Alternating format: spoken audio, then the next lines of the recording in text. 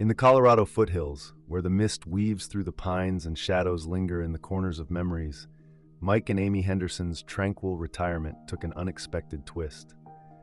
One morning, a piercing cry shattered the stillness, drawing them toward the trees with a mix of curiosity and concern. What they encountered was far from what they anticipated. A small bobcat kitten, abandoned and weak, approached them even when every instinct should have sent it running away. With no room available at the rehabilitation center, the veterinarian allowed them to care for the fragile creature temporarily. Little did Mike and Amy realize that this tiny bobcat would lead them on a journey that would challenge everything they understood about wildlife and the unexpected connections that arise from moments of compassion. As the morning mist clung to the trees, Mike stepped out onto the deck of their cabin, coffee in hand, expecting the usual sounds of nature. Instead, he was met with a strange, mournful cry that cut through the peaceful morning. "Amy," he called back inside, his voice a bit shaky with worry. "You need to check this out." Amy quickly joined him, drying her hands on a dish towel. At 57, she had spent most of her life managing a busy bookstore in downtown Denver. Now, this cabin, Mike's dream of a tranquil retirement, was their new home. They'd only moved in 6 months earlier, and she was still getting used to the quiet and the way the darkness enveloped them each night. "What's going on?" she asked, concern etched on her face as she leaned over the railing. Mike pointed toward their property's edge, where the neatly kept lawn transitioned into untamed forest. "Listen," he urged. Again, the cry rang out, a sound somewhere between a kitten's mewl and a child's whimper, tightening Amy's chest. "That's no ordinary cat," Mike observed, setting down his mug and sensing the gravity of the situation. "It sounds too wild." Together, they descended the deck steps, with Amy gripping Mike's arm for reassurance as they made their way toward the trees. The crying grew louder and more urgent, catching their attention. Then they saw him. A small, spotted creature stood on wobbly legs next to a fallen log. His oversized paws were planted uncertainly in the pine needles, and his little ear tufts were just beginning to emerge. His wide amber eyes were filled with fear and desperation. It was a baby bobcat, no more than a few weeks old, alone and pleading for help. "Oh, Mike," Amy breathed. "He's just a baby." The kit noticed them, and instead of running away as she had expected, took a shaky step forward. His legs trembled with the effort. To her surprise, he was actually moving closer to them. This was completely different from what she'd read in the Colorado wildlife guides that Mike had bought for her. "We need to call someone," Mike stated, though he didn't move, captivated by the sight of the tiny creature stumbling toward them. "Fish and wildlife, maybe?" Amy suggested, but her gaze remained fixed on the kit. He looked so small and vulnerable. Where was his mother? Bobcat mothers are usually fiercely protective and would never abandon their young unless... Suddenly, the kit collapsed, his little legs giving out. He lay there in the pine needles, his sides heaving as his heart-wrenching cries faded to exhausted whimpers. "Go call," Amy said firmly, surprising herself. "I'll stay with him." Mike hesitated, worry creeping into his eyes. "Amy, it's a wild animal. It could have rabies or..." "Look at him, Mike. He's starving. He's been abandoned. Just go make the call." As Mike hurried back to the house, Amy carefully lowered herself into a cross-legged position a few feet away from the kit. She didn't try to touch him. Instead, she spoke softly, keeping her voice calm. "It's okay, little one. We're going to help you.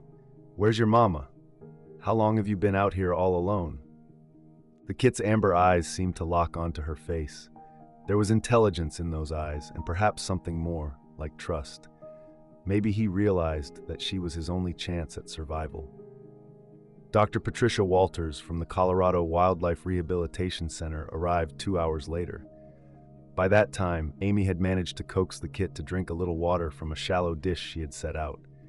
The veterinarian, a compact woman in her 60s with silver hair pulled back in a practical ponytail, handled the kit with gentle care as she examined him. "He's male, about 4 weeks old," she concluded, checking his teeth and paws. "Dehydrated and malnourished, but no obvious injuries and no sign of the mother." "We searched," Mike said. The area was quiet, with no tracks or den in sight. Dr. Walters looked concerned. "It's possible she was killed, maybe hit by a car or taken by a larger predator, Or she could have abandoned him because he was sick, though he seems healthy now. Sometimes, first-time mothers can panic and leave their young behind. Amy, watching the vet as she gently placed the little bot in a carrier, asked, "What happens to him now?" Dr. Walters sighed. "That's the tricky part. We're completely full at the center. It's been a tough year, lots of orphans and not enough space or volunteers. Normally I would take him in, but..." She glanced between Amy and Mike, her expression thoughtful. "You mentioned he approached you?" Mike nodded. "He walked right up to us, well, stumbled more like."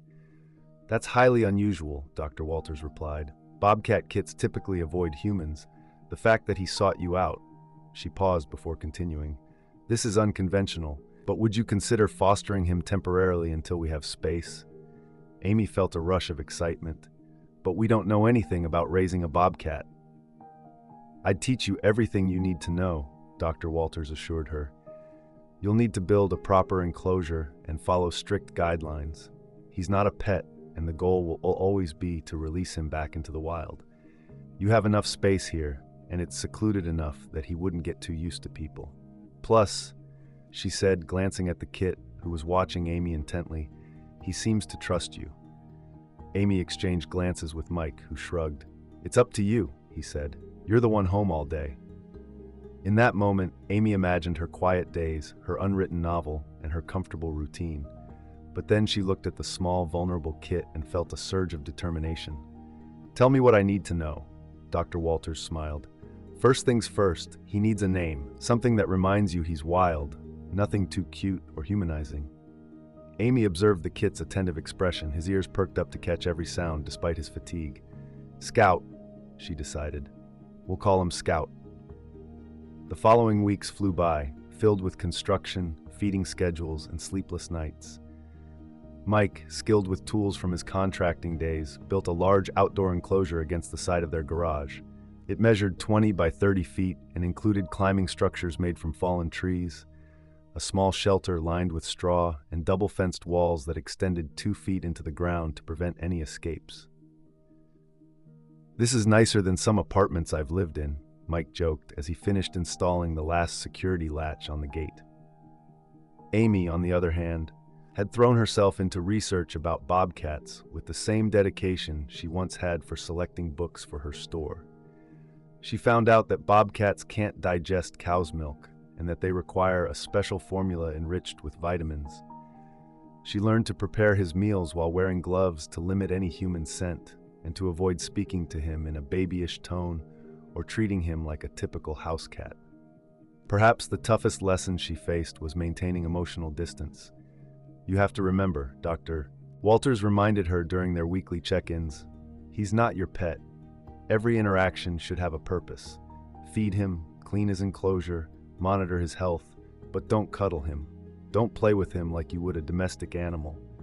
His survival depends on his wild instincts." While this was sound advice, it was hard to put into practice. During the first nights when Scout cried in his enclosure, Amy found it almost unbearable. She would sit on the deck, her fingers gripping a mug of tea tightly as she listened to his plaintive calls. Mike often discovered her there, whether it was at midnight, 2 a.m., or dawn. "This is killing you," he would say softly, bringing her a blanket. "He's scared," she would whisper back. "He's just a baby, and he's all alone out there." After a moment of silence, Mike suggested, "Then don't leave him alone." And so, Amy began sleeping in a tent beside Scout's enclosure. She reassured herself that it was just for a few nights, just until he adjusted. She upheld the boundaries set by Dr. Walters, never entering the enclosure at night or responding to his cries, but her presence seemed to bring him comfort. She could hear his breathing slow through the tent walls, his restless pacing gradually giving way to sleep. As time passed, 1 month, then 2, Scout grew remarkably fast. His spots faded, and his coat became more uniform. His awkward clumsiness transformed into the graceful movements typical of his kind. Scout learned to hunt the live mice that Dr. Walters brought, and Amy had to step away during those feedings, unable to watch. He climbed the structures that Mike had built, honed his claws on the logs, and practiced the silent stalking that would one day establish him as an apex predator in these mountains. Yet, he never forgot Amy. When she approached with his food, He would chirp, a special sound meant for mothers and their young. He followed her along the fence line, matching her pace with precision. As Amy sat quietly reading in her chair, Scout would often settle in a similar spot on his side of the fence, content just to be near her.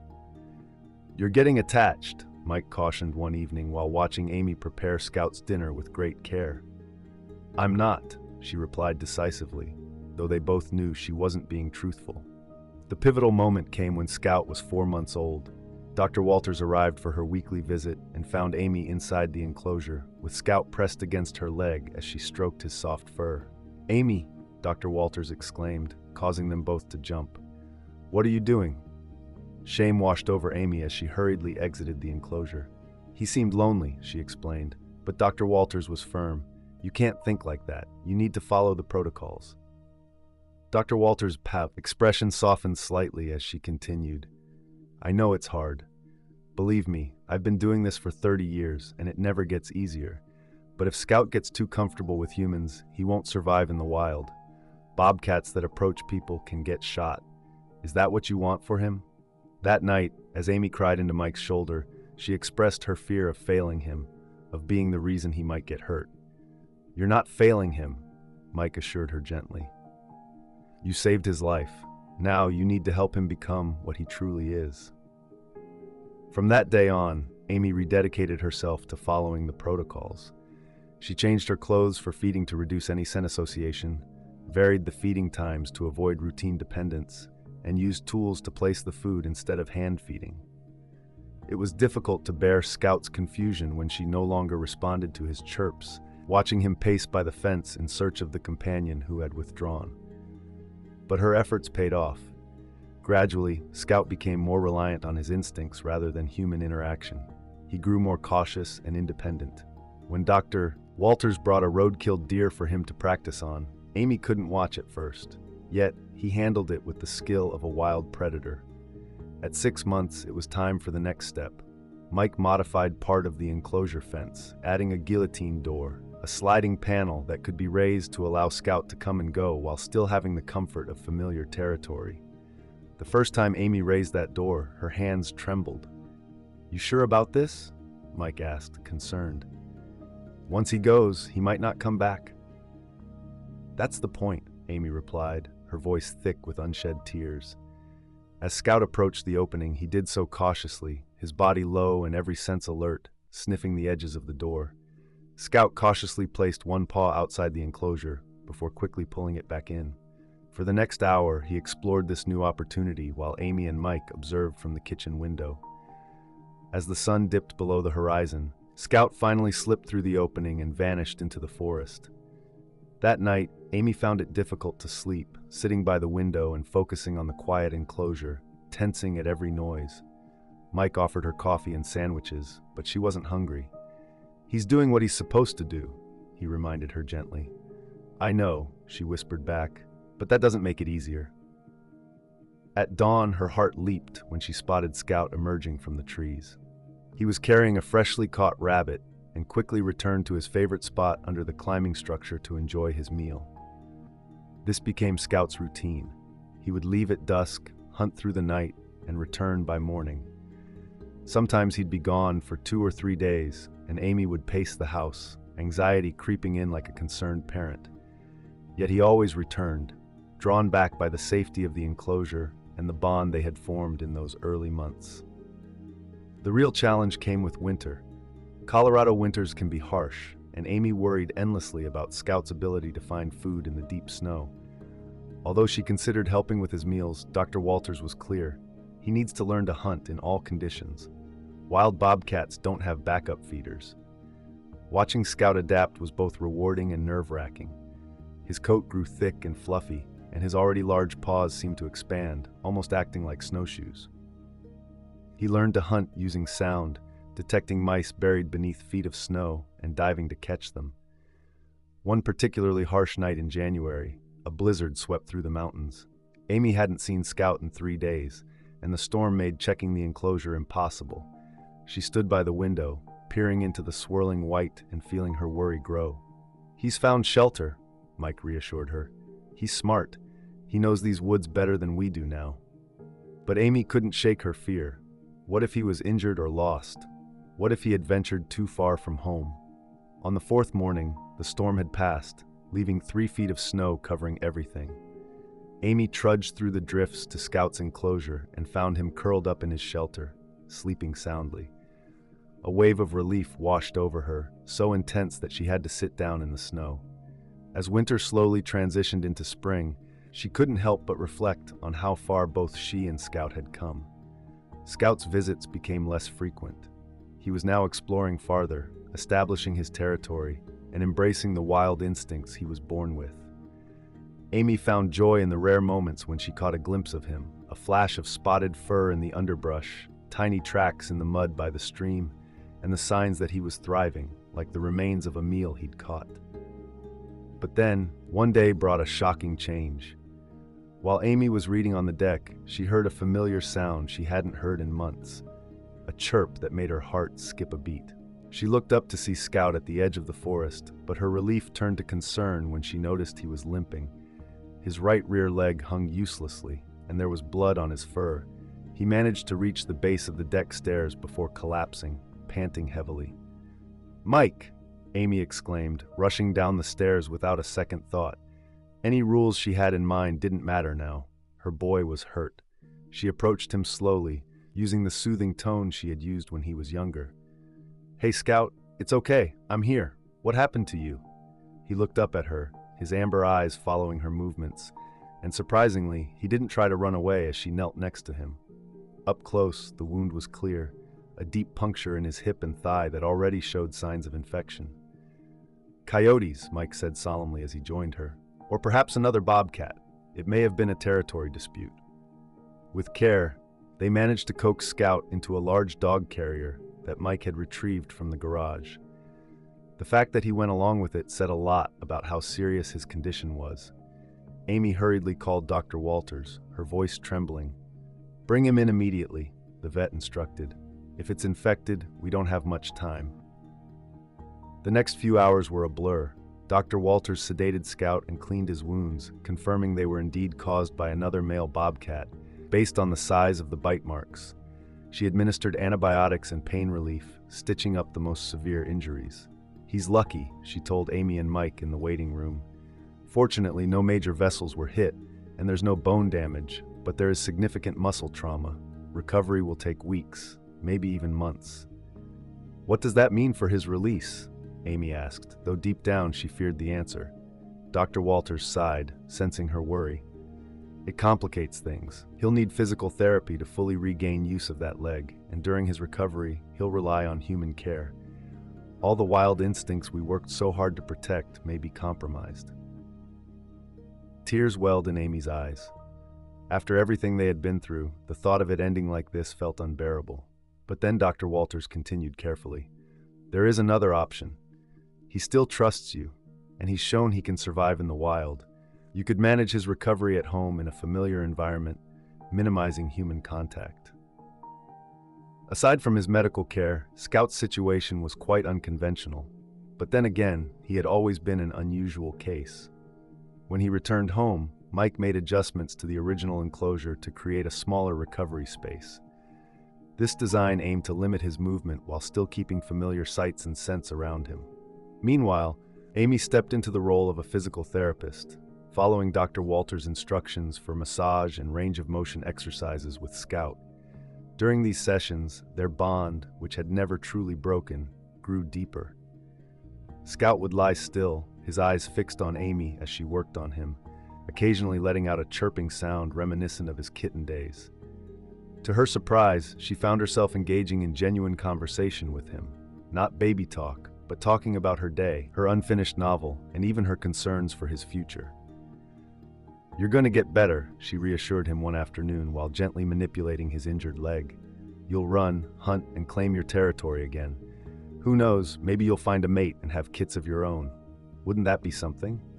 Scout blinked slowly in response, a sign of trust and comfort in the cat world.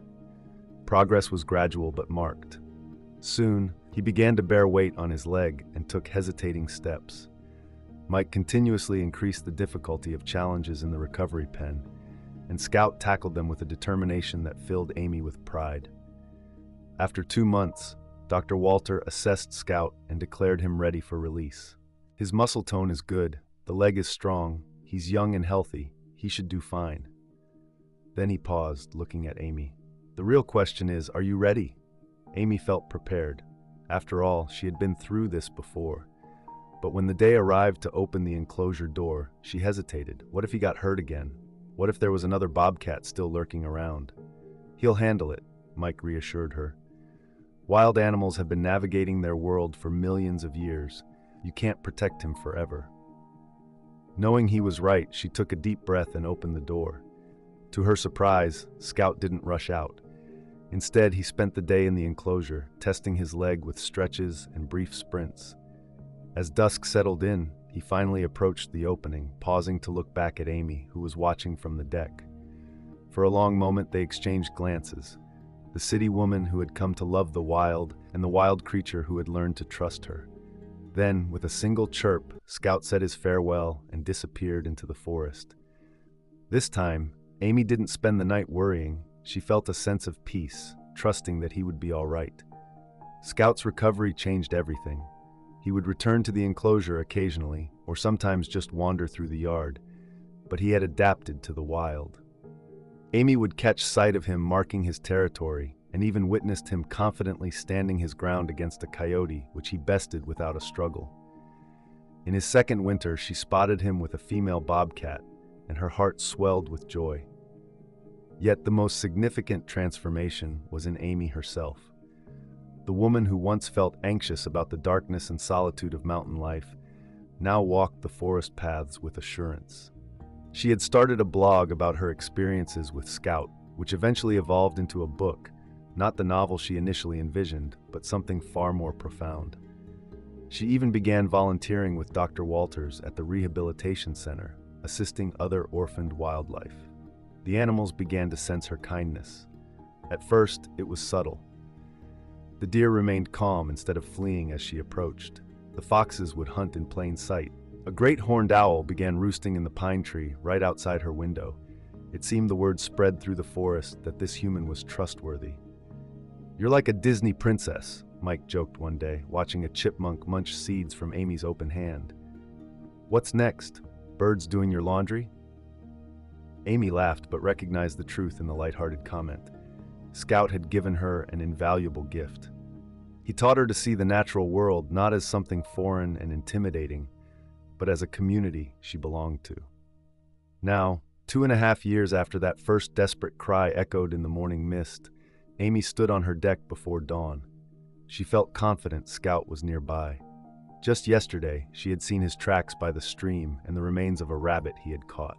He was thriving, living as he was meant to. A flicker of movement in the shadows caught her attention. Scout stepped out from the forest, silently making his way across the lawn.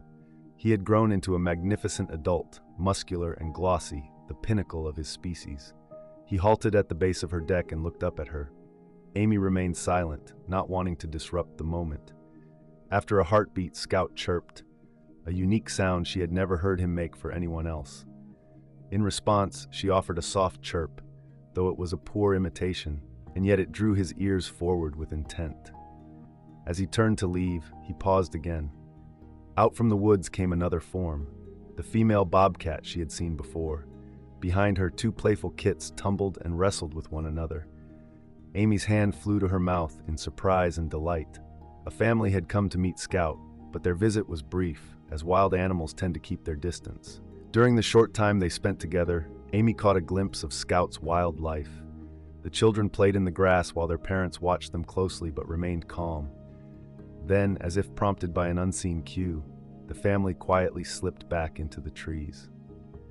Amy lingered on the deck long after they left, tears streaming down her cheeks. These weren't tears of sorrow, they were tears of pure joy. Scout hadn't merely survived, he had thrived. He had found a mate, started a family, and truly became part of the mountain ecosystem. Yet in this moment, he had also remembered her, honoring their bond by sharing this experience. Mike found her there as the first light of dawn tinted the mountains with soft shades of gold and rose. "Are you okay?" he asked, wrapping his arm around her shoulders. "More than okay," Amy replied, leaning into his warmth. "I'm exactly where I'm supposed to be." And she really was. The city woman who once feared the wild had discovered her place within it, not as an outsider, but as a participant, bound by trust and respect to the wild creatures that called the mountains home. Scout had taught her so much. He had challenged her and given her a gift. In saving him, she found a part of herself that she never knew existed. As the sunlight grew brighter, Amy heard Scout's chirp again, farther away this time, but still recognizable. It floated through the mountain air, wild and free. She smiled, wiped away her tears, and chirped back one last time. Then she went inside to write everything down, knowing that some stories deserve to be shared, and some connections are too significant to fade away. In the years that followed, Amy occasionally spotted Scout, a glimpse of spotted fur in the brush, tracks in fresh snow, or the remains of a successful hunt. Each sighting felt like a special gift, a reminder of the deep trust they had formed. She understood that one day, these sightings would end, that Scout would move on or face the fate that befalls all wild creatures. But that didn't lessen their bond. She learned that love isn't always about clinging tightly. Sometimes it requires opening your hands and letting go, trusting that your contributions will allow something beautiful to survive. Ultimately, this may just be the deepest form of love.